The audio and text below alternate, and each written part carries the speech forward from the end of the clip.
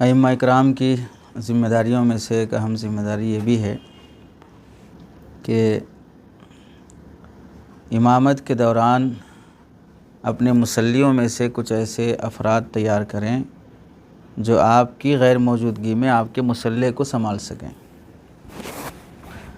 اپنے نائب تیار کرنا، 5 نمازوں کی ذمہ داری رہتی ہے، اہم ضروری دینی تقاضے آ گئے، اپنے استاذ آ گئے، ان سے ملنا ہے، اپنے شیخ آ گئے، ان کی خدمت میں حاضری دینا ہے۔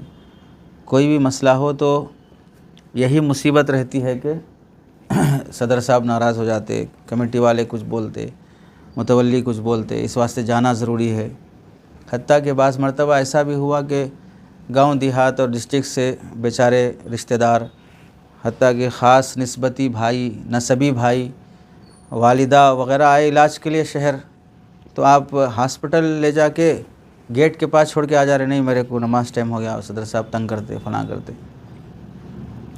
تو کوئی صلہ رحمی، کوئی رشتہ داری، کوئی چیز نبھا نہیں پا رہے، اور اس میں پابندی میں نماز با جماعت کا اہتمام وہ دوسرا درجے کا مسئلہ ہو گیا، اصل میں ان کے مسلط ہونے کا خوف زیادہ ہو گیا۔ تو ایسے موقع پر کچھ ایسے نوجوان یا نائب امام یا مؤذن یا کچھ دیندار ایسے ہونا چاہیے جو آپ فون کر کے بتا دیں کہ اس وقت میں فلاں جگہ پہ ہوں، وہاں آ کر جماعت کرنا مشکل ہے، آپ نماز پڑھوا لیں۔ چنانچہ دلیل حضرت عروہ رضی اللہ تعالیٰ عنہ فرماتے ہیں، جب نبی کریم صلی اللہ علیہ وسلم مکہ مکرمہ سے حنین تشریف لے گئے تو اپنے پیچھے حضرت معاذ ابن جبل رضی اللہ تعالیٰ عنہ کو مکے والوں پر امیر بنا کر چھوڑا۔ انہیں حکم دیا کہ وہ مکے میں لوگوں کو قرآن سکھائیں اور دین کی سمجھ پیدا کریں۔ پھر جب وہاں سے مدینہ واپس جانے لگے تو دوبارہ حضرت معاذ رضی اللہ تعالیٰ عنہ کو مکے والوں پر مقرر فرمایا۔ تو مطلب یہ ہے کہ اپنا نائب ہونا چاہیے، وہ نائب امامت کے لیے بھی، خطابت کے لیے بھی، تفسیر کے لیے بھی، تعلیم کے لیے بھی۔ آپ علیہ السلام جتنے غزوات میں گئے وہاں پر حضرت عبداللہ ابن ام مکتوم رضی اللہ تعالیٰ نابینا صحابی کو امام بنا کے جاتے تھے، نیابت کے لیے کوئی نہ کوئی صحابی ہوتے تھے۔ تو امام کو بھی چاہیے کہ اپنا نائب مقرر رکھے، سفر میں ہو، نمازیں بھی پڑھانی ہو، دروس دینا ہو وہ بھی ہو، مسائل بتانا وہ بھی ہو، تفسیر کرنا وہ بھی ہو، تو ایسے افراد تیار کریں۔ وہ غیر عالم ہوں تو پھر ان کو دروس وغیرہ کی ذمہ داری نہیں، کم از کم نماز کی حد تک تو ذمہ داری دی جا سکے۔ بعض مرتبہ ایسا ہوتا کہ آدمی 20 سال سے امامت کرتے رہتا ہے، لیکن پیچھے کوئی ایک بندہ بھی ایسا نہیں ہوتا جو امام کے نہ ہونے پر مصلی پہ کھڑے ہو کے تجوید کے ساتھ نماز پڑھا سکے۔ ایک دوسری غلطی اس میں یہ بھی ہوتی ہے کہ سری نمازوں میں امام پھر بھی ہمت کر لیتا ہے غیر حاضر ہونے کی، جہری نمازوں میں نہیں کرتا۔ وجہ یہ ہوتی ہے سری نمازیں آہستہ پڑھی جاتی ہیں، کون سنتا کیا پڑھ رہا ہے، کوئی بھی پڑھا لے سکتا ہے۔ تو حالانکہ یہ جو سری میں بھی جو پڑھا جا رہا ہے وہ بھی اللہ ہی کو سنانا ہے نا، جہری میں جو پڑھا جا رہا ہے وہ بھی اللہ ہی کو سنانا ہے۔ تو اب سری میں آپ اس واسطے کوتاہی کر رہے ہیں کہ نائب ڈھنگ کا پیدا نہیں ہو سکا، اس واسطے چلا لیں گے، اب ادھر نائب پیدا ہو گیا اس واسطے مسئلہ نہیں ہے۔ یہ فرق نہیں ہونا چاہیے، بہر صورت اس قابل کے ہوں جو آپ کے مصلی کو سنبھال سکیں۔ فکر کرنی چاہیے کہ ہر مقتدی کا قرآن صحیح ہو جائے، نماز کے مسائل معلوم ہو جائیں، ہر مقتدی کے گھر والے، بیٹے بیٹیاں، یہاں تک کہ خادم خادمائیں، باورچی، ڈرائیور، ہر آدمی امام سے جڑنے کی کیسی ترتیب بن جائے، وہ فکر امام کو بنانا چاہیے ترتیب کے لحاظ سے۔ دوسرا کام جو امام کی ذمہ داری ہے امامت کرتے ہوئے، وہ ہے عوام کو سیرت النبی صلی اللہ علیہ وسلم سے مانوس کرنا۔ مفسر قرآن حضرت مولانا ادریس صاحب کاندھلوی رحمۃ اللہ علیہ فرماتے تھے، ایک مسلمان کے لیے ایسا جاننا ضروری، اپنا جاننا ضروری نہیں ہے کہ میں کون ہوں، میں کیا ہوں، جتنا کہ اس مسلمان کو محمد الرسول اللہ کی سیرت جاننا ضروری ہے۔ میں کس خاندان کا ہوں، کون سے قبیلے کا ہوں، میرے دادا پردادا کا نام کیا ہے، وہ معلوم نہیں ہوا کوئی مسئلہ نہیں ہے۔ نبی علیہ السلام کے بارے میں معلوم ہونا ضروری ہے۔ جو رسول اللہ کو نہیں جانتا وہ اپنے ایمان اور اسلام کو کیسے جان سکتا؟ مومن اپنے وجود ایمانی میں سراسر وجود پیغمبری کا محتاج ہے۔ الیاذ باللہ اگر وہ وجود پیغمبر سے قطع نظر کر لے ایک لمحے کے لیے بھی کیوں نہ ہو، تو اس کے مومن کا وجود ایمانی باقی نہیں رہ سکتا۔ میں مومن ہوں پیغمبر کی برکت سے، میں پیغمبر کو ہی نہیں جانا، میں کس کا کلمہ پڑھ رہا ہوں وہ بھی نہیں معلوم، تو پھر کیا مطلب ہوا؟ مفکر اسلام علی میاں ندوی رحمۃ اللہ علیہ فرمایا کرتے تھے، اگر مسلمان صرف تجارت کے لیے پیدا کیے جانا ہوتا تو مکے کے ان تاجروں کو جو شام اور ملک یمن کی تجارتی سفر کیا کرتے تھے، اور مدینہ کے ان بڑے یہودیوں کو اور سوداگروں کو جو کو یہ پوچھنے کا حق تھا کہ بھئی تجارت کی خاطر تو ہم باقی ہیں، ایک نئی امت پیدا کرنے کی کیا ضرورت ہے؟ اگر مسلمان قوم ایک زراعت کی خاطر پیدا کیے جانا مقصود تھا تو پھر مدینہ اور خیبر اور طائف اور نجد، شام اور یمن اور عراق کے کاشتکار اور زراعت وہ کافی تھے۔ وہ بولتے کہ بھئی زراعت کے لیے ہم کون سا ایسی کمی کر گئے کہ آپ ایک نئی قوم زراعت کے واسطے پیدا کر رہے۔ در حقیقت مسلمان ایک ایسے کام کے لیے پیدا کیا گیا جو دنیا میں کوئی انجام دے ہی نہیں سکتا ہے، نہ دے رہا تھا نہ دے سکتا تھا، اس لیے ایک نئی امت ہی مبعوث کی گئی، اور وہ ہے اب نئی امت ہی بنائی گئی ہے ایک نئے کام کے لیے جو کرتے بھی نہیں تھے اور کر بھی نہیں سکتے تھے۔ وہ نبی کی تربیت میں ہی ہو سکتا تھا، اب اس نبی کو ہی نہیں جان رہی امت، اس کی سیرت ہی معلوم نہیں ہے، خاندان ہی معلوم نہیں، نسب ہی معلوم نہیں۔ اب معلوم نہیں ہونے کی وجہ سے ہر کوئی آگے ختم نبوت پہ ڈاکہ ڈال رہا ہے۔ آخری نبی ہمارے ہونے پر اس کو شرم بھی نہیں آ رہی کہ میں ہمارے آخری نبی کا نام بھی نہیں معلوم کر پا رہا ہوں، تو عقیدوں کی گمراہی ہو جاتی ہے۔ درس سیرت کی شکلیں کیا ہو سکتی ہیں؟ ربیع الاول کی مناسبت سے یا حسب ترتیب سیرت کو عام کرنے کی جو شکلیں ہیں، نمبر 1 واقعات سیرت بیان کرنا، نبوت سے پہلے کے 40 سالہ زندگی کے، مکی مدنی کے، ہجرت کے، یہ واقعات بیان کرنا۔ نمبر 2 واقعات سیرت سے جو اعمال رسول آپ علیہ السلام کی جو حکمتیں ہیں ان حکمتوں کو بیان کرنا۔ آپ نے رات میں سفر کیوں کیا، آپ نے ہجرت چھپ کے کیوں کی، آپ نے ہجرت کا فلاں راستہ کیوں اختیار کیا، آپ نے فلاں یہودی سے رہن کیوں رکھا، جو بھی اس طرح کے آپ کی زندگی کے معاملات ہیں اس سے ملنے والی حکمتیں بیان کرنا۔ نمبر 3 حقوق مصطفیٰ کو مرتب انداز میں بولنا، ہم بحیثیت امتی ہونے کے ہم پر نبی کا کیا حق ہے، نبی کے حقوق بیان کرنا تاکہ وہ حق ہم ادا کر سکیں اللہ کے رسول کا۔ نمبر 4 اپنی زندگی کے مشکلات میں سیرت سے رہبری لینے کی ترتیب بنانا۔ شادی کے موقع پر دیکھو آپ علیہ السلام نے کیسے کی شادی اپنی بیٹیوں کی، تجارت کے موقع پر آپ نے کیا ہدایات دی ہیں تاجروں کو، نماز کے موقع پر کیا ہدایات دی ہیں، تعمیر مکان میں کیا ہدایات ہیں، اولاد کی تربیت میں کیا ہدایات ہیں، ساس بہو سسر داماد ان سب میں کیا ہدایات ہیں، معاشرتی زندگی میں کیا ہدایات ہیں۔ ہم نے بحیثیت داعی ہونے کے صرف آپ علیہ السلام کو داعی ہونے کی حیثیت سے دیکھے، بس دعوت والی امت دعوت والی امت، اور بھی جہتیں ہیں آپ علیہ السلام کو دیکھنے کی، اس جہت سے دیکھنا چاہیے۔ ان امور کے استفادے کے لیے تاریخ امت مسلمہ ہے، سیرت مصطفیٰ کاندھلوی ہے، سیرت النبی حضرت مولانا محمد خیر محمد مکی حجازی صاحب کی ہے، سیرت طیبہ مولانا الطاف الرحمن عباسی کی ہے، سیرت کوئز مختلف علماء کی لکھی ہوئی ہے۔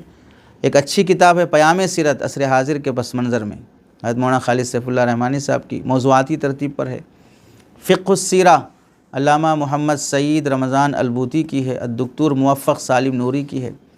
فہم حقوق مصطفیٰ مفتی منیر احمد صاحب پڑوس ملک ہیں، 13 دروس پر مشتمل بہترین کتاب ہے۔ اللہ کے نبی علیہ السلام کی زندگی سے ازدواجی زندگی سمجھنا، اس پر بھی کتاب ہیں، معاملات پر اخلاقیات پر ہیں، تو ان کتابوں سے دروس کا اہتمام کرنا چاہیے۔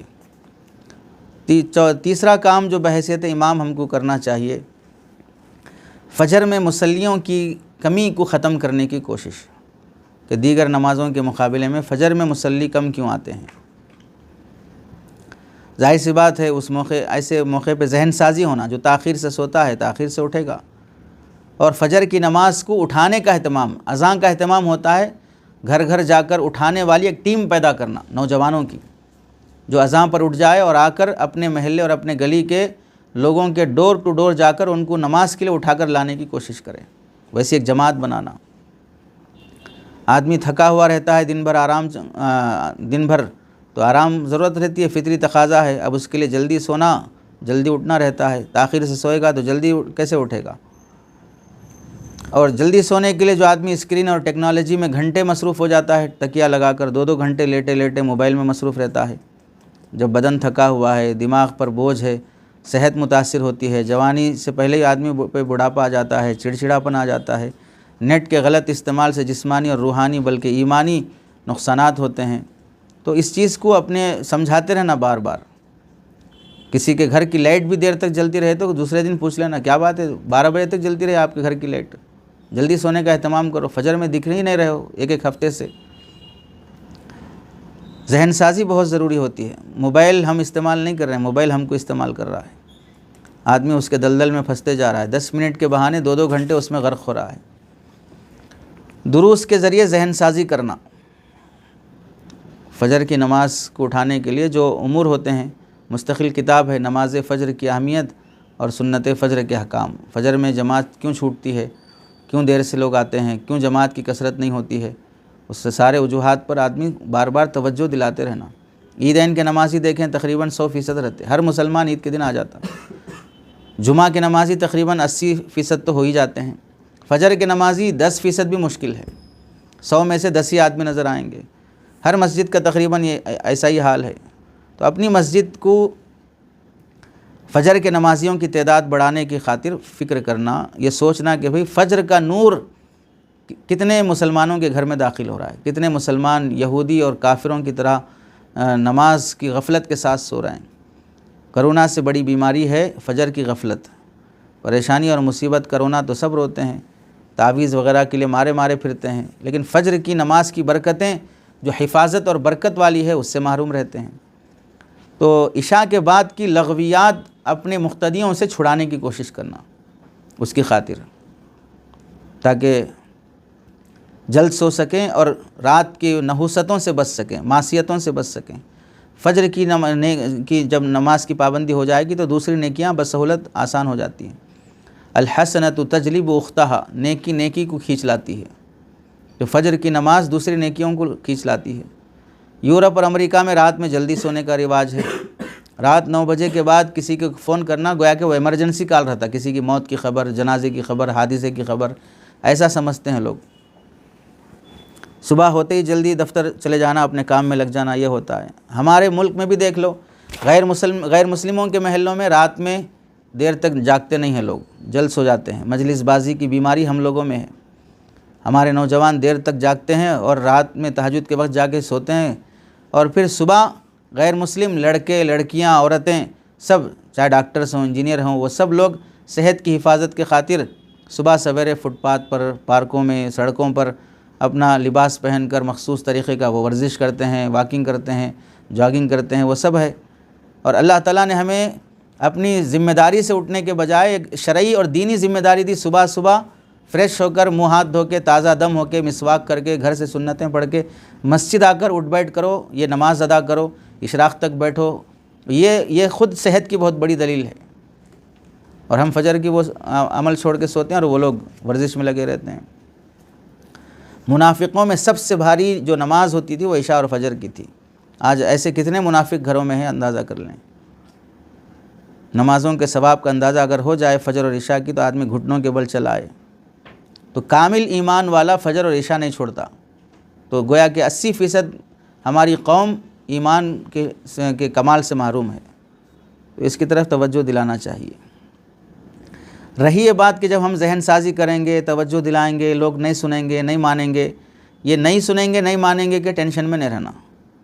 چنانچہ دیکھیں، کوئی بھی آدمی واعظ کرے، درس کرے اور نصیحت کرے، کوئی سنتا ہے، کوئی سوتا ہے، ایڈمیشن لے کے پڑھنے آئے نا، فیس دے کے پڑھنے آئے نا، پھر بھی درسگاہ میں سو رہے نہیں سو رہے، تو کیا استاذ پڑھانا چھوڑ دے گا؟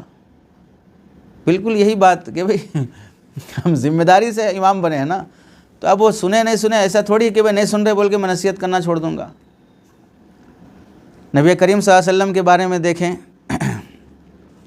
جب عید کا موقع تھا، عید کے خطبے کے لیے آپ علیہ السلام فرماتے ہیں، نماز پڑھانے کے بعد من احب ان ینصرف فلینصرف ومن احب ان یقیم للخطبۃ فلیقم۔